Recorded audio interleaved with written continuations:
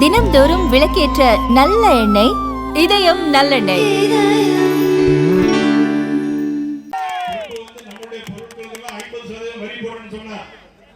நீ என்ன 50% வரி போடுறது? என்னுடைய நாட்டு பொருட்களை உன்னுடைய நாட்டுக்கு அனுப்பவே மாட்டேன்னு சொல்லி ரஷ்யா, ஐரோப்பா போன்ற நாடுகளுக்கு மேலே டூர் போனார். இங்க இருந்து எல்லா திருப்பூர்ல எல்லா பொருட்களும் இன்னைக்கு ரஷ்யாவுக்கு ஏற்றுமதி செய்யும். நேற்று ஒரு தகவல், அமெரிக்க ட்ரம்ப் உடனே ஒரு செய்தி சொல்லியிருக்காரு. என்ன சொல்லியிருக்காருன்னா, நாங்க உங்களுடைய வரியை, நாங்க போட்ட வரியை குறைச்சு கொடுத்துருக்கோம். மோடியை பார்த்து பயந்து அமெரிக்க ட்ரம்ப் நான் போட்ட வரியை குறைச்சுக்கிறேன்னு சொல்லக்கூடிய மாபெரும் தலைவர் நரேந்திர மோடி அவர்கள். ஆனால் இந்த தமிழ்நாட்டில் ஏதோ நாங்கள் இது எங்களுக்கு போட்டி, திமுகவுக்கும் எங்களுக்கு தான் போட்டின்னு சொல்லிட்டு இருக்காங்க சில பேர். அவர்களுக்கு சம்பவம் நடந்தது, கரூர் நடந்த சம்பவம் பழகம்.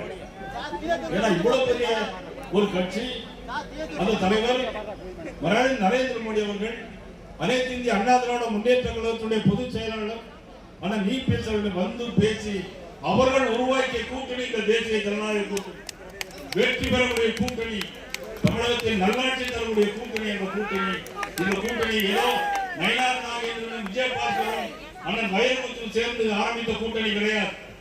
இயற்கையான கூட்டணி, தேசிய தலைவர் உருவாக்கிய கூட்டணி. அனைத்து இந்திய அண்ணா திராவிட முன்னேற்ற கழகம் என்பது மாபெரும் வரலாற்று சிறப்புமிக்க இயக்கம்.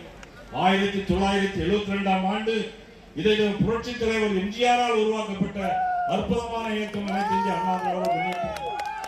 பாரதிய ஜனதா கட்சி இந்த நாட்டு மக்களுக்காக, தேசத்திற்காக, தேச நலனுக்காக, தேசம் ஒற்றுமையோடு இருப்பதற்காக உருவாக்கப்பட்ட கட்சி பாரதிய ஜனதா கட்சி. தேசிய சிந்தனையோடு உருவாக்கப்பட்ட கட்சி. இந்த இரண்டு கட்சிகளும் தெய்வீக தன்மையோடு இருக்கக்கூடிய கட்சி, மக்களுக்காக வாழுகின்ற கட்சி, தன்னுடைய மக்களுக்காக வாழவில்லை.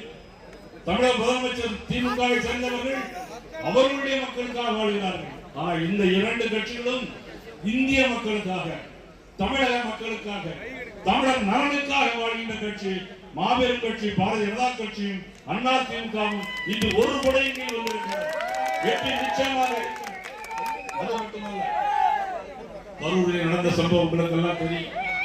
தமிழக வெற்றி கழகத்துடைய தலைவர் மதிப்புரை விஜய் அவர்கள் வருகிறார்கள். மதிப்புரை விஜய் அவர்கள் வருகிறார்கள். வந்த உடனே 10 ரூபா பாட்டிலுக்கு 10 ரூபா பாட்டிலுக்கு ஒரு பாட்டு பாடுறார். 10 ரூபா பாட்டில் என்னது? 10 ரூபா பாட்டில் என்னது? அது தெரியும். 10 ரூபா பாட்டுன்னு சொன்ன உடனே செருப்பகலத்தை வீசுறாங்க. செருப்பகலத்தை வீசின உடனே லைட் ஆஃப், லத்தி சார்ஜ் நடக்கும். அந்த கூட்டத்தில், இதே மாதிரி கூட்டத்தில், இங்க கூட்டத்தில் இருந்தா கூட இவ்வளவு ஒழுக்கமா இருக்கிறேன். ஆனா அந்த கூட்டத்தில் லத்தி சார்ஜ் நடந்த உடனே எல்லா பெண்களும் தள்ளுமுள்ளாகி, 3 வயது குழந்தை, 10 வயது குழந்தை, 70 வயது பெரிய பெண்கள் அப்படியே நசுங்கி சாகுறாங்க. ஆனால் இரவோடு இரவாக வந்து 41 பேருக்கும் போஸ்ட்மார்ட்டத்தை முடிச்சிட்டு காலை 5 மணிக்கெல்லாம் முதலமைச்சர் சென்னைக்கு போயிட்டார். யாரை காப்பாற்றுறதுக்கு அப்படிங்கிறதா தெரியும். முன்னாள் அமைச்சர்கள் திமுகவை காப்பாற்றுவதற்காக முதலமைச்சர் அப்படியே நடந்திருக்கிறார். ஆனா சட்டமன்றத்திலே நாங்கள் கவனஈர்ப்பு தீர்மானம் கொண்டு வந்தோம். அதிமுக சார்பாக அண்ணன் இபிஎஸ் அவர்கள் கவனஈர்ப்பு தீர்மானம் கொண்டு வந்தார்கள். பாரதிய ஜனதா கட்சி சார்பாக நாங்கள் அதை தீர்மானத்தை கொண்டு வந்தோம். அப்பொழுது முதலமைச்சர் பேசுகிறார், கரூரிலே 5 டிஎஸ்பி போட்டிருந்தோம், 500 போலீஸ் போட்டிருந்தோம், ஆனா பாதுகாப்பு நம்ம கொடுத்திருந்தோம் அப்படின்னு சொன்னாங்க. அதுக்கு பிறகு சொன்னாங்க, தலைவர் தமிழக வெற்றி கழகத்தின் தலைவர் 12 மணிக்கு பாருன்னு சொல்லிட்டு இரவு 7 மணிக்கு தான் வந்தாரு. அதனால தான் அவருக்கு உணவு கொடுக்கல, கூட்டத்தை அரேஞ்ச் பண்ணாங்க, தண்ணி கொடுக்கல, அதனாலதான் மயங்கி விழுந்தாங்க அப்படின்னு சொன்னாங்க. யாராவது மயங்கி விழுந்து சாவாங்களா? மயங்கி விழுந்து ஆஸ்பத்திரி கொண்டு போனா தண்ணி தெளிச்சாலே போகும். ஆனா மயங்கி விழுந்ததில்ல. லத்தி சார்ஜ் நடத்தினாலையும் கரண்ட் ஆஃப் பண்ணனாலையும் அவ்வளவு பேரும் சாக்கடைகள் விழுந்து இறந்து செத்து போனவர்கள் 41 பேர். 41 பேர் செத்து போனாங்க. ஆனால் என்ன நடந்தது?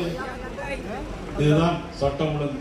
எங்க பார்த்தாலும் கஞ்சா, போதைப் பொருட்கள், 41 சாவு. கள்ளக்குறிச்சியிலே 65 பேர் கள்ளச்சாராயம் குடித்து இறந்து போனார். முதலமைச்சர் 10 லட்சம் ரூபாய் எல்லாத்துக்கும் கொடுத்துக்கிறார். இன்னைக்கு குருவி குரம்பில் கேட்டாங்க, விவசாயத்தில் அடிபட்டு கரண்ட்ல இறந்து போயிட்டாக்கி எங்களுக்கு 2 லட்சம் 3 லட்சம் கூட தரமாட்டாங்கிறாங்க. ஆனா கள்ளசாராயம் குடிச்சுட்டா 10 லட்சம் ரூபாய் கொடுக்கக்கூடிய முதலமைச்சர் நம்ம நாட்டில் தான் இருக்காங்க. குருவி கரம்பில் ஏதாவது பேசி எந்த அளவுக்கு தான் ஆட்சியை தன்னுடைய கண்ட்ரோல் இல்லை. சட்டம் ஒழுங்கு சீரழிந்து கிடக்கு. காவல்துறை எந்த கட்டுப்பாட்டிலும் இல்லை. இன்னைக்கு கூட நேற்று ஒரு காவல் குடியிருப்பில் போய் ஒருத்தனை வெட்டி கொண்டிருக்கிறார். தெரியுங்களா உங்களுக்கு? உங்களுக்கு தான் எல்லாமே அப்டேட்டா இருக்கிறீங்க எல்லாம். காவல்துறை காவல் குடியிருப்பில் போய் வெட்டி கொண்டிருக்கிறார். கோவையில கவர்மெண்ட் பாலிடெக்னிக் பின்னாடி ஏர்போர்ட்டுக்கு பின்னாடி ஒரு ஆண் பெண்ணு தனியா இருந்திருக்கிறாங்க. அந்த ஆணை அருவாளால வெட்டிட்டு பெண்ணை கடத்தி கூட்டிட்டு போய் 11 மணியிலிருந்து 4 மணி வரையிலும் கதற பலாத்காரம் செய்திருக்கிறார்கள். இதுவரையில் கண்டுபிடிக்கிறோம். ஆனா சுட்டு பிடிச்சாங்க. யாருன்னா இதுவரையிலும் யாருக்கு உண்மையான குற்றவாளி என்று தெரியல. ஆனா உண்மையான குற்றவாளி கண்டுபிடிக்கணும். எப்படி கண்டுபிடிச்சிருக்கணும்? அந்த பெண்ணையும் ஆணை நிப்பாட்டி அதை பரேடு பண்ணி இவன் குற்றவாளியா யாருன்னு கண்டுபிடித்து அதன் பிறகு சுட்டா போவாங்க. யாரையோ 3 பேரை காலில் சுட்டு பாவம் உள்ள இருக்கிறாங்க. இதே மாதிரிதான் இன்னைக்கு பல்லடத்துல 3 பேரை வீட்டுல பூந்து வெட்டி கொண்டாங்க. காரணம் கஞ்சா போதை.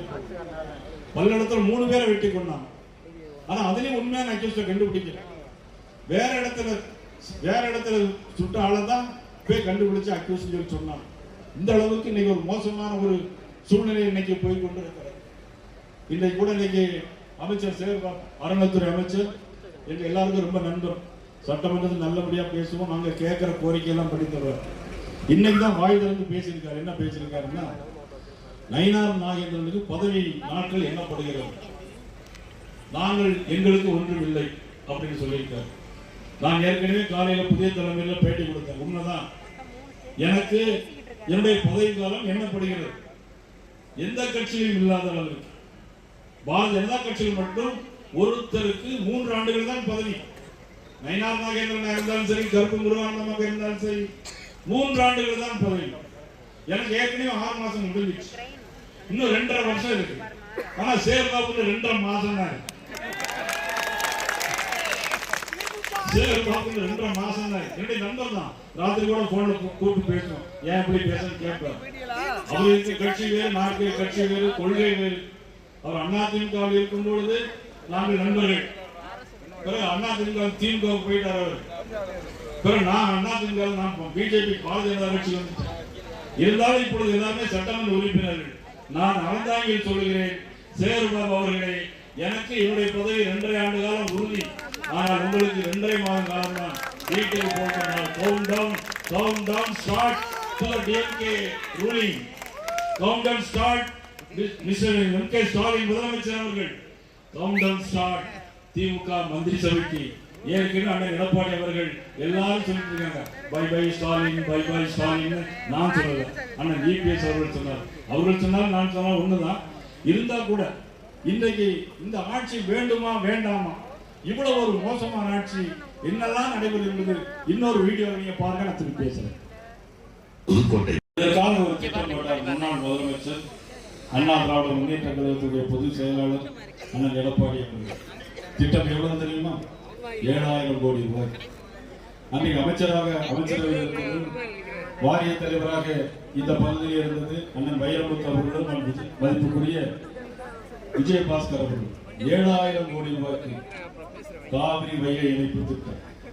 காவிரி வைகை இணைப்பு திட்டம் காவிரி வைகையிலிருந்து குண்டாரிலிருந்து மலட்டார். இது ராமநாதபுரம் பகுதி மக்களுக்கும் அது பொருந்தும்.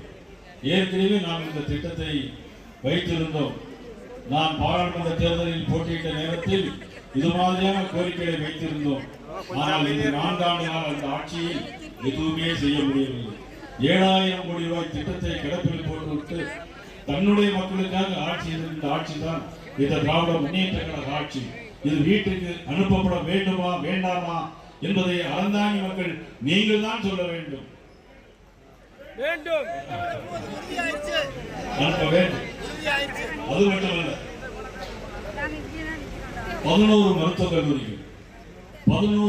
கல்லூரிகள் கொடுத்தது பாரத நரேந்திர மோடி அவர்கள். தமிழ்நாட்டில் யார் பெற்று தந்தார்கள்? கொடுத்தது பிரதமர் நரேந்திர மோடி அவர்கள். பெற்று தந்தது அண்ணன் தம்பி விஜயபாஸ்கர் அவர்கள். சுகாதாரத்துறை அமைச்சராக இருக்கும் 11 மருத்துவக் கல்லூரி. இதை யாராலும் மறுக்க முடியுமா? யாராலும் மறுக்க முடியுமா? அன்னைக்கு சுகாதாரத்துறை அமைச்சராக இருந்தது யார்? 11 மருத்துவக் கல்லூரி பெற்று தந்தது நமது எடப்பாடி அவர்கள் அமைச்சராக இருந்தது தம்பி விஜயபாஸ்கர் அவர்கள். இதெல்லாம் மக்களுக்காக சேவை செய்யக்கூடிய கட்சி, மக்களுக்காக சேவை செய்யக்கூடிய கூட்டணி. ஒன்றும் தரல, மத்திய அரசு ஒன்றும் தரலன்னு சொல்றாங்க. 14 கோடியே 80 லட்சம் ரூபாய் தமிழ்நாட்டில் கொடுத்தது பாரதம் நரேந்திர மோடி அவர்கள். அதில் வாங்கி தந்தது மதிப்புக்குரிய பாதி வாங்கி தந்தது அண்ணன் எடப்பாடி அவர்கள் என்பதை யாரும் மறந்துவிட முடியாது.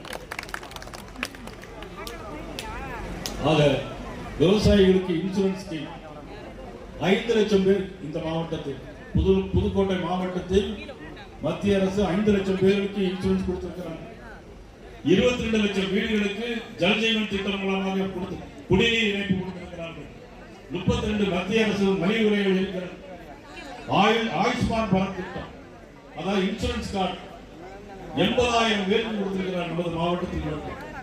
28,500 கிராமங்கள், 28,500 வீடுகள் கட்டி கொடுக்கப்பட்டது. இந்த பகுதி மத்திய அரசு மோடி எல்லாமே மோடி. இந்த திட்டங்கள் திரும்ப வருவதற்கும், நாட்டில் நல்லாட்சி நடைபெறுவதற்கும், ஊழலற்ற ஆட்சி நடைபெறுவதற்கும், ஊழல் ஆட்சி வீட்டுக்கு போவதற்கும், தன் குடும்பம் என்கின்ற ஆட்சி வீட்டுக்கு அனுப்பவும், ஆனால் அண்ணன் எடப்பாடி அவர்கள் ஆட்சி வரவும் 7,000 கோடி ரூபாய்க்கு இங்கே உங்களுக்கு காவிரி, வைகை, மலட்டாறு, குண்டாறு திட்டம் கொண்டு வருவதற்கும் நீங்கள் ஆதரிக்க வேண்டிய சின்னம்.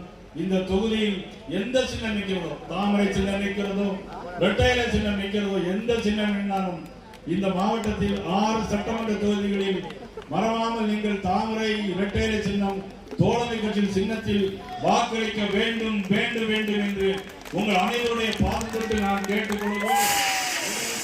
முறையில் ஏற்பாடு செய்த உங்கள் அனைவருக்கும் நன்றியை தெரிவித்துக் கொண்டு, தீயத்தூர் செங்கோட்டை ரோடு மிகவும் மோசம், சேமமட்டை தீயத்தூர் சேமமட்டை ரோடு மிகவும் மோசமாக இருக்கிறது.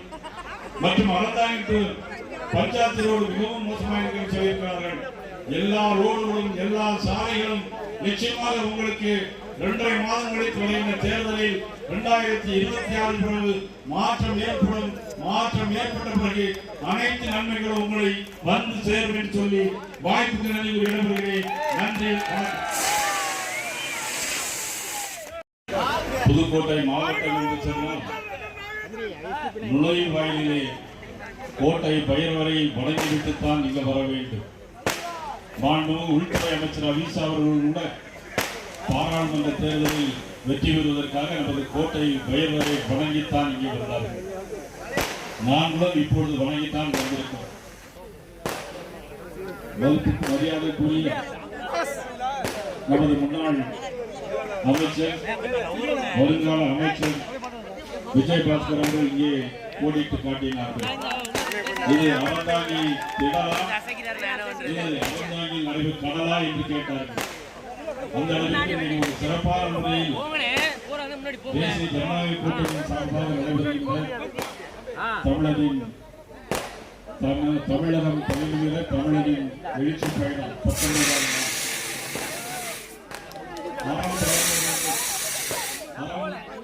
அறம் தழைத்த அறம் தாங்கிய மண்ணில் இன்றைக்கு தேசிய ஜனநாயக கூட்டணியுடைய கூட்டம் இன்றைக்கு திரளாக நடைபெற்றுக் கொண்டிருக்கிறது. இந்த கூட்டத்திலே முன்னாள் சட்டமன்ற உறுப்பினர் மதிப்பீடு மரியாதைக்குரிய வாரிய தலைவர் அண்ணன் வைரமுத்து அவர்கள்,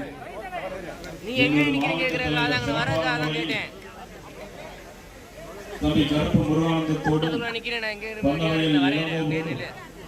யோகி நாதன் அவர்களோடு இணைந்து இந்த கூட்டத்தை அறந்தாங்கியில் ஒரு வெற்றி விழா மாநாடு போல் நடத்தி காட்டிக் கொண்டிருக்கிற மாவட்ட தலைவர் ஜெகதீசன் அவர்களே, இந்த நிகழ்ச்சியில் கலந்து கொண்டிருக்கின்ற ஐஜேகே மாவட்ட செயலாளர் சீனிவாசன் அவர்களே, தமிழர் தேசம் கட்சி விஜயகுமார் அவர்களே, மாநில மகளிர் அணி தலைவி கவிதா அவர்களே, மாநில செயலாளர் முரளிதரன் அவர்களே, மாநில நாகராஜன் அவர்களே, ராமச்சந்திரன் புதுக்கோட்டை மாவட்ட தலைவர் ராமச்சந்திரன் அவர்களே, முன்னாள் மாவட்ட தலைவர் சேவூர் அவர்களே, தமிழ் மாநில காங்கிரஸ் மாவட்ட தலைவர் முத்துக்குமாரசுவாமி அவர்களே, மாவட்ட பொதுச் செயலாளர்கள் கணேசன், பிரபாகரன், சிவனேஸ்வரி, பொருளாளர் மணிமாறன் உள்ளிட்ட அனைவருக்கும் அண்ணா திராவிட முன்னேற்ற கழகத்தினுடைய ஒற்றை செயலாளர்கள், முன்னாள் சட்டமன்ற உறுப்பினர்கள், பாரதிய ஜனதா கட்சி, தேசிய ஜனநாயக கூட்டணி கட்சியின் அனைத்து பொறுப்பாளர்களுக்கும் எனது பணிபுரிந்த வணக்கத்தை நான் தெரிவித்துக் கொள்ள கடமைப்பட்டேன். இந்த அறந்தாங்கி பகுதி நமது ஆவுடையார் கோயில் ஆத்மநாதசாமி கோவில் வழிபடியும் தலமாக விளங்குகிறது. அறந்தாங்கி பகுதி கலை மற்றும் கலாச்சாரம் மிகுந்த பகுதியாக, சோழர்களின் வீரமிக்க இடமாக, பாண்டியர்களின் மகிமைமிக்க இடமாக, இருவேல் அரசர்களின் கருணையோடு இந்த பகுதி மக்கள் சிறப்பான வாழ்ந்து வந்த காலங்களும் உண்டு. இப்படிப்பட்ட காலங்களில் இது வானம் பார்த்த பூமியாக இருந்தாலும் சரி, காவிரியாறு வருகுது என்று சொல்லி கடைபட பகுதியாக இருந்தாலும் சரி, காவிரியாற்றை எதிர்நோக்கி கொண்டிருக்கின்ற பகுதியாக இருந்தாலும் சரி, இந்த மண்ணில் நமது மாவட்ட தலைவர் ஜெகதீசன் அவர்கள் பேசினார்கள். பல்வேறு கோரிக்கைகளை வைத்திருந்தார்கள்.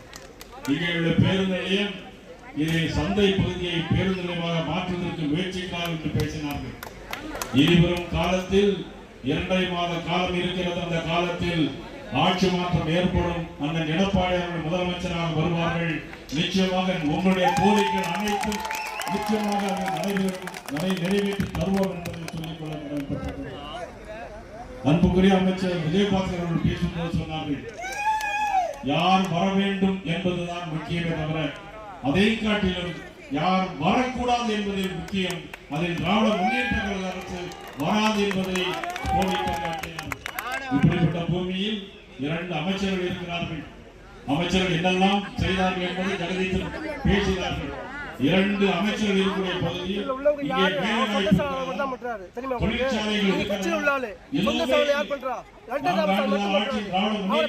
என்னத்தை செய்தார்கள், என்ன செய்தார்கள், இதெல்லாம் ஒரு காட்சி மாவட்டத்தில் என்னென்ன நடந்தது, ஒரு எல்இடி காட்சி நீங்க சொல்லக்கூடாது, கோபப்படக்கூடாது. ராஜராஜ சோழன் பதவியேற்றவுடன் முதலில் கோவில் கட்டியது புதுக்கோட்டை மண்ணில் உள்ள நார்த்தாமலை அருகில் தான். அந்த அளவுக்கு பெருமை மிக்கது இந்த புண்ணிய புதுக்கோட்டை பூமி. இப்படிப்பட்ட பெருமை மிக்க மாவட்டம் ஸ்டாலின் ஆட்சி பொறுப்பில் அமர்ந்ததில் இருந்து முழுமையாக புறக்கணிக்கப்பட்டிருக்கிறது. சமூக நீதி ஆட்சி நடந்து கொண்டிருப்பதாக மார்தட்டி கொள்ளும் இந்த கையாலாகாத திமுக அரசு குடிக்கும் நீரில் மலம் கலந்த குற்றவாளிகளை இன்னும் ஏன் கண்டுபிடிக்கவில்லை என்று கேட்டால் என்ன அவசரம் என்று கூலாக பதில் சொல்லுகிறார் திருமாவளவன். பிரச்சனையில் உண்மை கண்டுபிடிக்கட்டும், பொறுமையா பேரு. அதுல என்ன அவசரம், ஏதாவது காலக்கெடுதா இருக்கா? என்ன அவசரம் என்று திறனற்ற திமுக அரசுக்கு